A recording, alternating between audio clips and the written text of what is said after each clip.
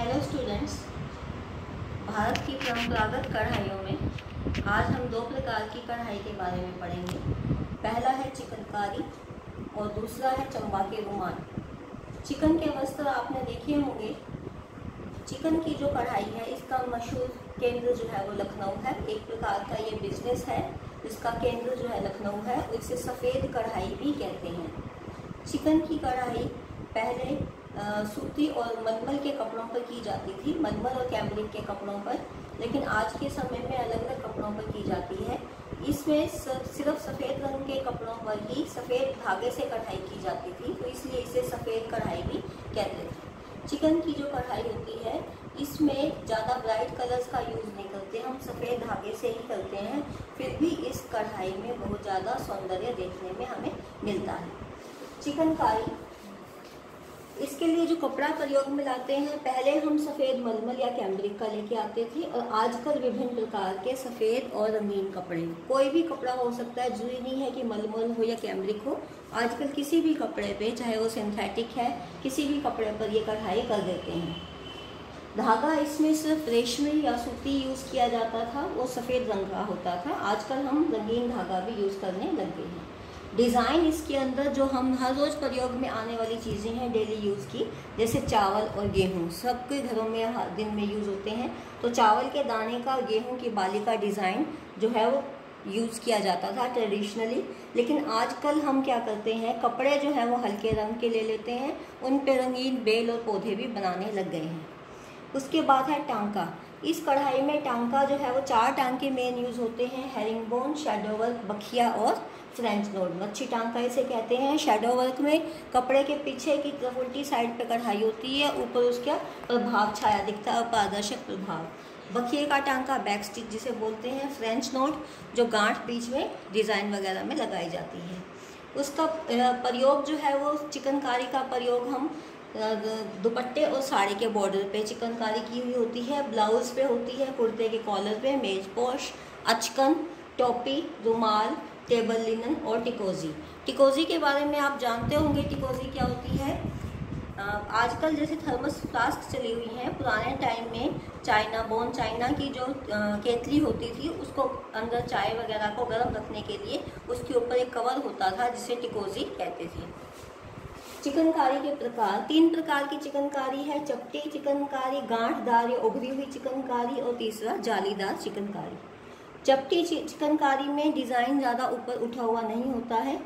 इसके 3 भाग हैं, 3 प्रकार की है, बुखिया, खटवा और तैपची। बुखिया जो है वो शैडो वर्क की तरह होती है, जैसा आपको बताया था मैंने। उल्टी साइड से हेरिंगबोन स्टिच के द्वारा, मच्छी टांके के द्वारा डिज़ाइन को भरा जाता है और सीधी साइड पे डिज़ाइन की सिर्फ आउटलाइन ही दिखती है, तो एक अपारदर्शक प्रभाव पैदा करता है, जिससे कि डिज़ाइन जो है वो कपड़े के आर पार उस एरिया में जहाँ हेरिंगबोन स्टिच से कढ़ाई की है वो दिखाई नहीं देता। नेक्स्ट है खटवा। खटवा जो है वो एप्लिक वर्क होता है और इसका भी बुखिया जैसा ही इफेक्ट दिखाई देता है, जैसे पैच वर्क हमें कहते हैं, वो खटवा। तीसरा है तैपची। तैपची में पूरे नमूने को जो सीधी रेखाएं होती हैं उनसे भरते हैं और कच्चे टांके के द्वारा, रनिंग स्टिक जिसे हम बोलते हैं, उससे इसको भरा जाता है। सेकंड नंबर पे है गांठदार या उभरी हुई चिकनकारी। इसके 2 प्रकार हैं, मुरी और फंदा। फर्स्ट है मुरी, सेकंड है फंदा। मुरी में हम चावल के जैसे डिज़ाइन बनाते हैं, चावल के दानों के आकार के, और इसमें हम क्या करते हैं कि फ्रेंच नोट के द्वारा फूल के बीच का जो सेंटर पोर्शन है उसको हम भरते हैं। और फंदा जो है वो भी मुरी का ही छोटा रूप है, साइज छोटा होता है टांकों का। इसमें फूल पत्तियों को, डिज़ाइन के फूल पत्तियों को भरा जाता है। तीसरी चिकनकारी है जालीदार चिकनकारी। जालीदार चिकनकारी में कपड़े के अंदर छेद किया जाता है, फिर ताने और बाने के धागों को अलग अलग किया जाता है, उनको कस दिया जाता है, जाली जैसा प्रभाव दिया जाता है। तो इस प्रकार की चिकनकारी जो है मद्रास और कलकत्ता वहाँ की काफ़ी मशहूर है। उसके बाद नेक्स्ट है चंबा के रुमाल। हिमालय क्षेत्र जो है उसके तराई वाले भागों में आमतौर पर जो कढ़ाई है, विभिन्न प्रकार के वर्ग, अलग अलग प्रकार की कढ़ाई करते हैं। लेकिन चंबा में जो भेड़ चराने वाली स्त्रियां होती हैं उनके द्वारा जो चौरस टुकड़े बनाए जाते हैं, रुमाल बनाए जाते हैं, वो काफ़ी प्रसिद्ध हैं, विश्व प्रसिद्ध हैं। भेड़ चराने वाली स्त्रियां उनको बनाती हैं और ये सफ़ेद या क्रीम रंग के चौरस टुकड़े होते हैं। इसमें खास बात यह है कि जो भी इसमें आकृतियां बनती हैं विभिन्न प्रकार की, उनमें गतिशीलता का भाव होता है। गतिशीलता का भाव मीन्स मूवमेंट में कोई चीज़ मूव कर रही है, डिज़ाइन इस प्रकार के होते हैं। आगे जैसे डिज़ाइन में बताएंगे तो और क्लियर होगा आपको। इसमें कपड़ा हम सूती लेते हैं, वो चाहे मलमल का हो या खद्दर का हो। धागा इसमें हम बिना ऐंठन वाला रेशमी धागा लेते हैं और फुलकारी में भी हमने यही यूज़ किया था, बिना ऐंठन वाला रेशमी धागा।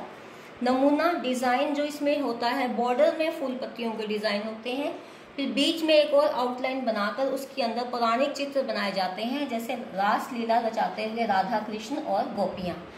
बाकी जो खाली स्थान बच गया, अब उस भाग में या तो पशु बनाते हैं, पक्षी और पेड़। पशुओं में देखो ये डिज़ाइन में कैसी गतिशीलता का भाव है। पशुओं में भागता हुआ भैंसा या छलांग लगाता हुआ शेर, घोड़ा और गैंडा ये दिखाई देते हैं। पक्षियों में हंस और हंसनी होते हैं या मोर का डिज़ाइन, और पेड़ पे ऊपर फल फूलों से भरे हुए पेड़ होते हैं।